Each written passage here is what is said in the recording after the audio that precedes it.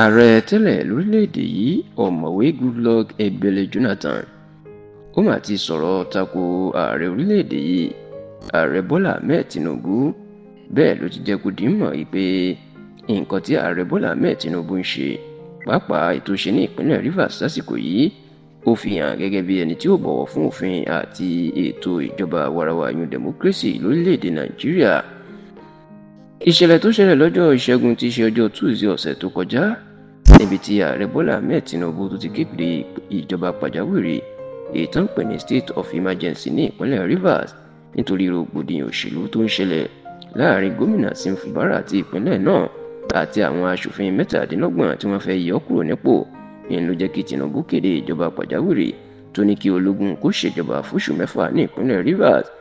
Bẹ́ẹ̀ ló ní kí gómìnà Sim Fubara, igbákejì arábìnrin Ngozi Odu àti gbogbo àwọn ọmọlé ìgbìmọ̀ aṣòfin ìpínlẹ̀ Rivers kí gbogbo wọn kan lọ jókòó sílé fóṣù 6 láti máa wòran ìjọba tí ológun tó fẹ́ ṣe. Ṣá o, látìgbà náà lọ́pọ̀ àwọn èèyàn máa ti ń sọ oríṣiríṣi ọ̀rọ̀ nípa ìkéde tí Tinubu ṣe yìí. Báwọn kan ṣe ń bu ẹnu àtẹ́ lu Tinubu ní làwọn míì náà ń gbóríyìn fún pé bó ṣe ṣe gan ló dáa. Ṣùgbọ́n bàbá ní àká ní méní méjì àwọn tí wọ́n ń bu ẹnu àtẹ́ lu Tinubu àwọn ló pọ̀ jù.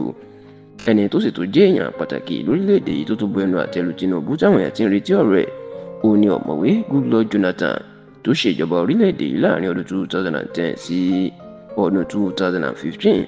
ní ọ̀rọ̀ tí Jonathan sọ níbi ètò ìdánilẹ́kọ̀ọ́ kan tí àwọn àjọ aláàánú tí wọ́n ń pè ní Ask Satumari Foundation tí wọ́n ṣe ní ìlú Àbújá lọ́jọ́ àbámẹ́ta tí í ṣe ọjọ́ sátidé ọ̀sẹ̀ tó kọjá.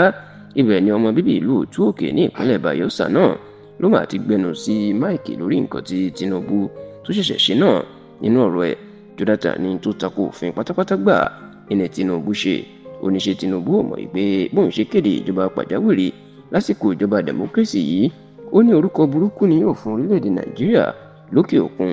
Bẹ́ẹ̀ ló jẹ́ kó di mọ̀ pé ní nǹkan tí Tinubu tún ṣe yìí eléyìí kò ní jẹ́ kí àwọn olókoòwò ńlá pàápàá àwọn òyìnbó tó fẹ́ wá da iṣẹ́ sílẹ̀ lórílẹ̀-èdè Nàìjíríà kan wọlé wá nítorí pé wọn yóò máa rí orílẹ̀-èdè Nàìjíríà bí orílẹ̀-èdè tí kò bọ̀wọ̀ fún òfin tí kò sì ná ní àlàkalẹ̀ nǹkan tó gbé kalẹ̀. Ọ̀mọ̀wé Goodluck Jonathan tún wá fẹ̀sùn kan àwọn ilé ẹjọ́ ìyẹn àwọn adájọ́ pé àwọn náà ti sùn lọ. Ó ní òwe kan tó máa ń pa ní orílẹ̀-èdè India ìpè apirọrọ olóṣòro jì ẹ̀rọ tó sùn ó dùn jí. Ó ní òun lè pe ọ̀rọ̀ àwọn adájọ́ nítorí pé wọ́n mọ òdodo ṣùgbọ́n wọn kò fẹ́ sọ òdodo.